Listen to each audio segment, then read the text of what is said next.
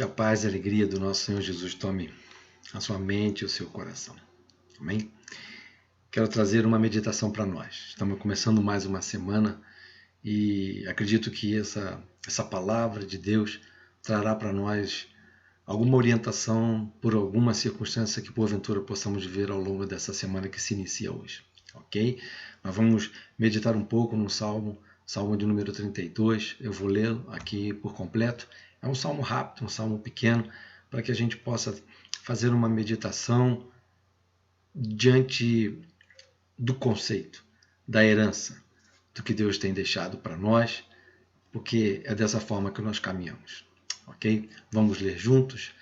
Vamos ler Salmos, capítulo de número 32. Estou com 3 versões abertas aqui, a NVI, a King James e a atualizada, Almeida atualizada.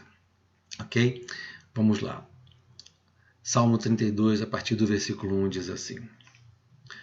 Um salmo didático de Davi. Bem-aventurado aquele que tem suas transgressões perdoadas e seus pecados apagados. Como é feliz aquele a quem o Senhor não considera iníquo, em cuja mão não há hipocrisia.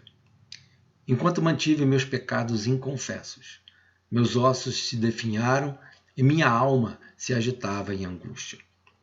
Pois dia e noite a tua mão pesava sobre mim e minhas forças se desvaneceram como a seiva em tempo de seca. Confessei-te o meu pecado, reconhecendo a minha iniquidade, e não encobri as minhas culpas. Então declarei: confessarei minhas transgressões ao Senhor, e tu perdoaste a culpa dos meus pecados. Dessa maneira, todos os que têm fé, orem a ti, enquanto podes ser encontrado. Quando as muitas águas se levantarem, elas não o alcançarão. Tu és o meu abrigo seguro, tu me livras das aflições e com cânticos de salvação me envolves. Diz o Senhor: instruir-te-ei e te guiarei no caminho a seguir. Os meus olhos estarão sobre ti para aconselhar-te. Não sejais como um cavalo ou a mula, que não possui compreensão, mas precisam ser controlados com o uso de freios e rédeas. Caso contrário, não poderiam obedecer. Muitos são os sofrimentos do ímpio, mas a bondade do Senhor protegerá a quem nele confia.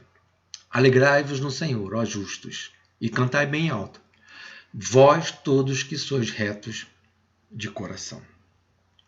Amém? Bom, vamos bater um papo. Na verdade, não dá para bater um papo, né? Nós vamos meditar juntos aqui. Você vai poder depois pegar a sua Bíblia e contemplar e deixar que Deus fale ao seu coração de uma forma complementar. Porque a dinâmica da vida vivida com Deus, ela é uma dinâmica viva para cada dia. A aplicação daquilo que aprendemos, ela está diretamente ligada à necessidade que nós passamos, aos nossos níveis sensoriais, à medida que nós entendemos que a nossa jornada diante das circunstâncias podem ter comportamentos diversos. A palavra de Deus, ela vem nos respaldar, vem nos dar direção segura para que a decisão seja correta. E esse salmo que nós lemos no título da King James fala do perdão que restaura. E aí, como meditação, antes de nós falarmos um pouco do pano de fundo dessa palavra, em que momento Davi faz esse salmo, é um salmo de Davi, eu queria que nós refletíssemos um pouco o momento da nossa vida, a circunstância que nós estamos vivendo. Será que em algum momento ao longo da semana que passou, do mês que passou, ou até mesmo ao longo do dia de hoje, do dia de ontem, será que nós falamos algo, pensamos algo, colocamos nossos olhos em alguma coisa que na qual nos valores morais, éticos da Bíblia como referência, como nosso bússola, como a nossa bússola moral de alguém que caminha e tem uma jornada com um firme propósito de que agradar a Deus, que é exatamente o que significa temer, ou seja, é fazer de tudo para agradar a Deus. Será que no dia de ontem, no dia de hoje, eu olhei, pensei e falei em alguma coisa que eu pudesse ter magoado alguém, magoado ao Senhor, magoado alguém da minha família, ou por uma omissão, eu também posso magoar alguém. Então, esse capítulo de número 32 de Salmo, que fala do perdão que restaura, traz para nós uma possibilidade de uma reflexão. Estou precisando de perdão, ou seja, estou precisando pedir perdão para alguém, porque nós vivemos num momento do uso do benefício do direito. A humanidade, essa sociedade moderna, tem exercido cada vez mais e somos imputados do conceito de que nós temos o direito de qualquer situação. Defesa do consumidor está aí. Queremos a todo instante requerer o nosso direito. Do ponto de vista legal, ok. Mas algumas orientações que Deus nos deixa, no que se diz respeito a exercer o meu direito para alguns momentos, para algumas circunstâncias da vida e para o âmbito da minha convivência, Deus diz que talvez nós devamos abrir mão do nosso direito. E a pergunta é: eu quero ter direito? Eu quero ter razão? Ou eu quero ter paz? Ou eu quero ter comunhão com Deus? Abrir mão do direito, para algumas pessoas, é quase impossível, elas não conseguem fazer isso. E pedir perdão para algumas circunstâncias de convivência de algumas pessoas, também há uma grande dificuldade, porque elas acham que elas estão corretas, dentro da ótica do prisma na qual ela avaliou aquela situação. Mas Deus tem nos ensinado algumas coisas que vão sempre de encontro a tudo aquilo que nós fomos influenciados através da nossa formação cultural, acadêmica, social, familiar, quando nós olhamos para a Bíblia. Jesus disse muito claramente que no mundo nós teríamos aflições, e quando a gente olha ter aflição na esfera de uma conjuntura mais abrangente, envolve justamente isso. Para algumas pessoas é uma grande aflição ter que pedir perdão. Para algumas pessoas, o exercício de direito, sim, é o que cabe para ela. E Jesus diz: no mundo tereis aflições, mas, porém, entretanto, Jesus deixa uma palavra de ânimo para nós. Ele diz: tem de bom ânimo. Ou seja, nós precisamos buscar as alternativas emocionais da automotivação, assim como nós buscamos o nosso autodesenvolvimento acadêmico, cultural. Jesus fala: tem de bom ânimo. Busque no profundo do seu coração, da sua mente, no meio que você está convivendo, busque uma forma de você se automotivar, de você se suportar as situações que possam ocorrer. E nesse contexto, às vezes, parte de abrir mão. Conceder, né, é parte do processo desse aprendizado. Como pano de fundo desse capítulo de número 32 de Salmo, Davi, quando escreve isso aí, já tinha passado pouco mais de um ano, depois que o profeta Natã vai até ele, quando deveria ir para a guerra, ele passeia sobre o palácio e vê uma mulher se banhando. Essa mulher era esposa de alguém, e esse alguém era um soldado do seu exército. Ele manda buscar aquela mulher e tem uma relação com ela, é a esposa de Urias. Todo esse contexto de adultério, assassinato, que nós sabemos que Davi cometeu, isso passa ao longo de um ano, e aí ele começa a escrever esse salmo. E o primeiro versículo diz assim: bem-aventurado, na King James diz assim: bem-aventurado aquele que tem suas transgressões perdoadas e seus pecados apagados. Na NVI fala assim: como é feliz, ou seja, né, bem-aventurado, muito mais feliz, né, é aquele que seus pecados são apagados. Como é feliz aquele que tem suas transgressões perdoadas, seus pecados apagados. Bem-aventurado aquele cuja transgressão é perdoada, cujo pecado é coberto. Ou seja, aqui nós começamos a avaliar um comportamento emocional. Ao ponto de mais para frente, ele vai falar a consequência de não alcançar essa parte do perdão.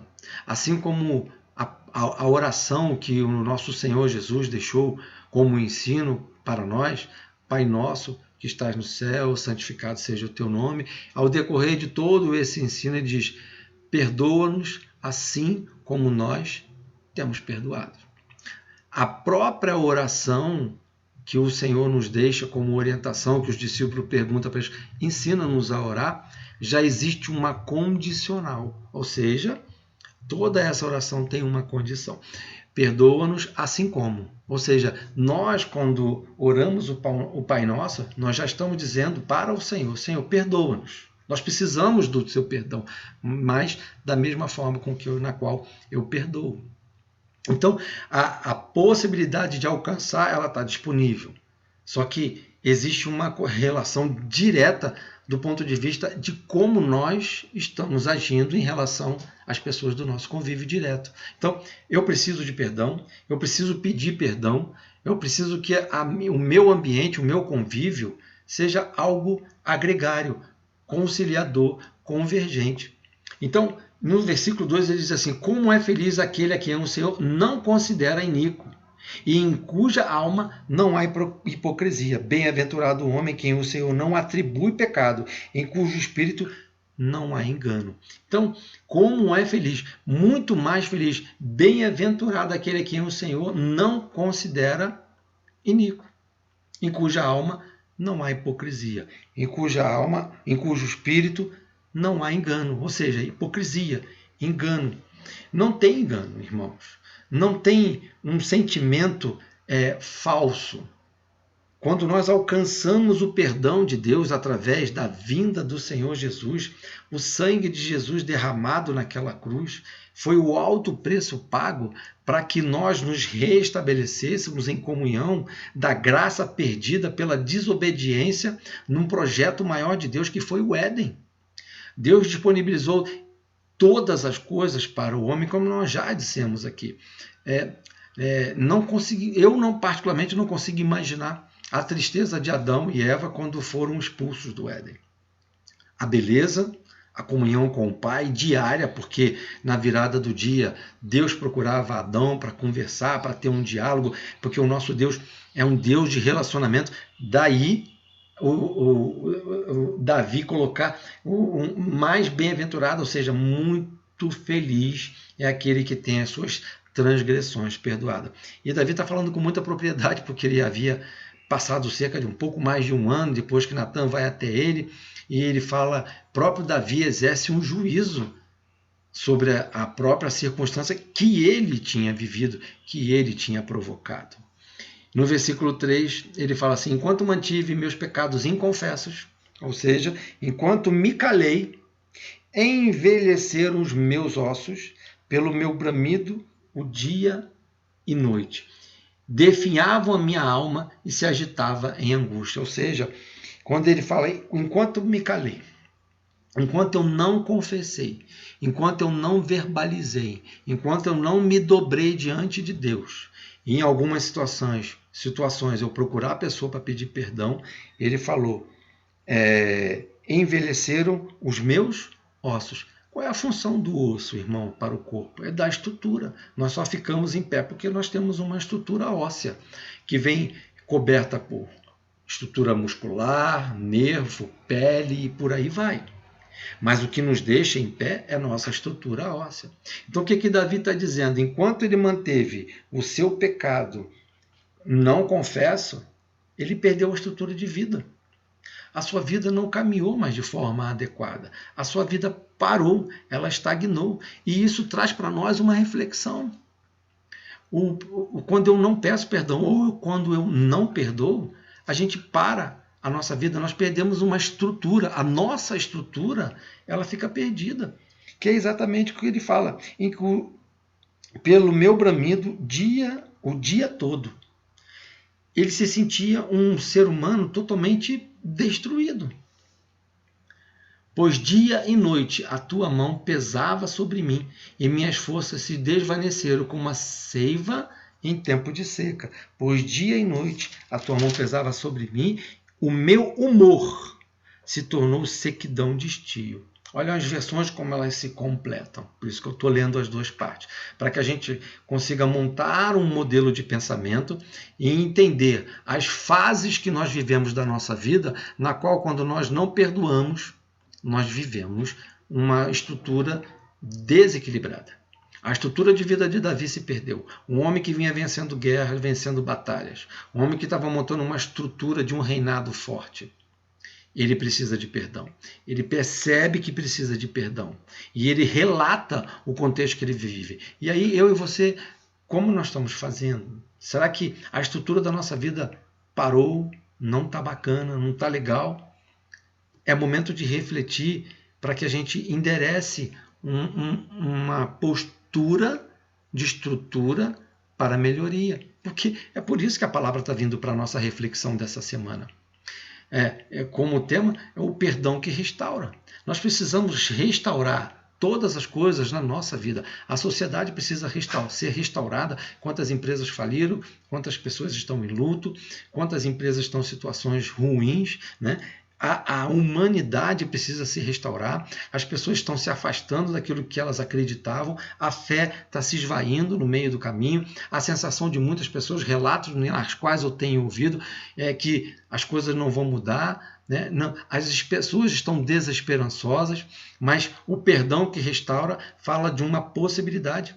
Nós precisamos pedir perdão a Deus. A igreja de Cristo, não a igreja como denominação e instituição, essa, irmão, na história da humanidade, ela nasceu e morreu várias vezes. A igreja, enquanto instituição, ao longo do tempo, ela nasceu e morreu. Quantas vezes você já ouviu falar que aquela igreja que abriu não tem mais? Mas a igreja do Senhor, não. Essa permanece. Os princípios permanecem. A metodologia, a abordagem, ela endereça para ser compatível ao contexto momentâneo contemporâneo. Mas os princípios são imutáveis. Então, a igreja do Senhor não mudou, a igreja do Senhor não morreu, ela está mais viva do que nunca. Mas a instituição, ela tem passado por situações. E isso, para a nossa semana de reflexão, o perdão que restaura fala a quem eu tenho que perdoar para que eu tenha uma restauração na minha vida física, emocional, financeira, espiritual. Eu posso ser e até mesmo sou como um ser humano de referência, você pode pensar dessa forma. Você é uma referência na sua casa, uma referência onde você trabalha. E mesmo estando desempregado, você é uma referência porque Deus te ama. O seu comportamento é justamente um comportamento que vai ser uma bússola visual para algumas pessoas. Nós, às vezes, achamos que falar do Senhor, pregar um evangelho, é só quando abrimos a nossa boca, mas é muito mais do que isso, é quando nós realmente nos posicionamos acerca das circunstâncias. E o sentimento que nós guardamos no coração, esse é base para que a gente mude as coisas. No versículo 5 diz assim, confessei-te o meu pecado, Davi falou, reconhecendo minha iniquidade e não encobri as minhas culpas. Então declarei, confessarei minhas transgressões para o Senhor e tu perdoaste a culpa dos meus pecados. Dessa maneira, todos que têm fé orem a ti, enquanto pode ser encontrado. Enquanto muitas águas levantarem, elas não me alcançarão. Então, ainda há tempo de todas as coisas. Quando ele fala aqui no versículo 5, nessa versão, aqui diz assim, ó, confessarei as minhas transgressões e tu perdoaste a culpa do meu pecado. Por todo aquele que é santo orará a ti, há tempo de te poder achar, até no transbordar de muitas águas. Estas a ele não chegarão. As circunstâncias da vida que vêm para nos afogar, uma vez que eu tenho uma conexão com o Senhor, pedir perdão e ele aceita, e ele quer ter uma nova relação restaurada comigo e com você, amado, as circunstâncias elas não vão nos afogar. Porque nós temos agora uma referência, nós somos restaurados, libertos, postos sobre uma rocha, que é o Senhor Jesus. Os meus conceitos estão firmes. A minha segurança emocional me permite continuar a minha jornada, mesmo deixando para trás o luto, mesmo vivendo um momento de um desemprego, mesmo a minha empresa não estando indo muito bem, mas agora eu estou restaurado diante do Senhor. Ele me restaurou pelos erros que eu cometi e nós precisamos pedir perdão ao Senhor. Peça perdão ao Senhor. Peça perdão ao Senhor agora. E para nós irmos para o nosso final, tem um conselho do Senhor que é uma instrução, né? Ele fala assim, ó, diz o Senhor, instruir-te-ei e te guiarei no caminho a seguir. Ou seja, ele está falando de futuro. Uma vez que eu tenho um pecado, eu entendi, fiz um diagnóstico do meu pecado, quais são os impactos, eu estou perdendo a estrutura da minha vida. Davi entende isso, ele vai até o Senhor, entende que foi perdoado, e aí ele começa a deixar um conselho daquilo que ele recebeu do próprio Senhor para nós. Instruir-te-ei, te seguirei no caminho a seguir, os meus olhos estarão sobre ti para te aconselhar-te. E aí, olha que coisa linda. Não sejais como o cavalo ou a mula, que não possuem compreensão, mas precisam ser controlados. Então ele fala daqui para frente, meu filho, você entendeu que você errou? Você pediu o seu perdão? Sua vida pode ser restaurada? Pode. Deus quer nos restaurar? Quer, deseja, ele anseia por uma restauração sobre a nossa vida. Só que ele dá um conselho: não seja teimoso. Não seja como o cavalo e uma mula que não tem discernimento. A mula e o cavalo fala da impulsividade, a mula fala da teimosia. Ou seja, o que ele está dizendo? Não precisa botar um freio para dizer para onde você tem que ir. Não precisa pôr um freio para dizer que você precisa ser menos impulsivo, menos emocional. Há um nível de emoção e racionalidade que nós precisamos encontrar o equilíbrio. Isso é encontrado na palavra e no relacionamento com o Senhor. O cavalo fala de impulsividade, a mula fala de teimosia. Não precisamos viver uma vida a todo instante onde Deus tem que estar nos corrigindo pela nossa impulsividade e a todo instante perdemos as oportunidades porque somos teimosos em querer ficar no lugar onde Deus mandou para ir, ou o Senhor está dizendo para não ir, você quer partir. Então, esse é o conselho para nós. E ele fala assim, muitos são os sofrimentos do ímpio, mas a bondade do Senhor protegerá quem nele confia. Alegrai-vos no Senhor, ó justos, e cantai bem alto, vós todos que sois retos de coração. A retidão do coração fala de tomada de decisão pautada naquilo que o Senhor me ensinou, eu internalizei e ponho em prática a minha vida. Esse é um coração reto. Em que nós estamos estabelecendo a retidão da jornada da nossa vida nessa terra? Estamos sendo como mulas? Estamos sendo como cavalos? Deus está dizendo, não seja impulsivo, não seja teimoso, espere com paciência no Senhor. Ele tem olhado para nós. A culpa que nós tínhamos já foi restaurada. O perdão do Senhor nos restaura como restaurou Davi.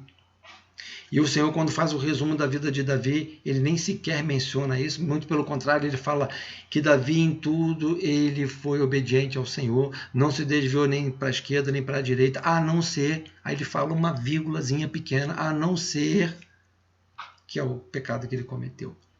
Deus está interessado no nosso futuro, como nós já dissemos. A vida do ser humano é composta de uma história e não de um retrato. Davi teve uma circunstância, foi repreendido por Natã. E ele, no versículo que ele fala, pequei contra o Senhor já fala para ele assim, mas você está perdoado. Tem consequência de um pecado? Tem consequência de um pecado. Não é Deus descendo a mão sobre nós do ponto de vista de maldição, de repreensão, não. É que os nossos erros, pela nossa impulsividade, os nossos erros, pela nossa teimosia, os pecados que nós cometemos porque não conseguimos controlar os impulsos da carne, ele traz consequência. Mas não é o Senhor agindo de forma a castigar. Não é isso. O perdão que restaura fala justamente, por isso que Deus fala olhando para onde? Para o futuro. Ele dá uma instrução na qual ele fala assim, instruir-te-ei e te guiarei no caminho a seguir. Então, meu querido, fique com essa palavra no seu coração. O Senhor diz para nós, não seja teimoso, não seja impulsivo, caminhe comigo.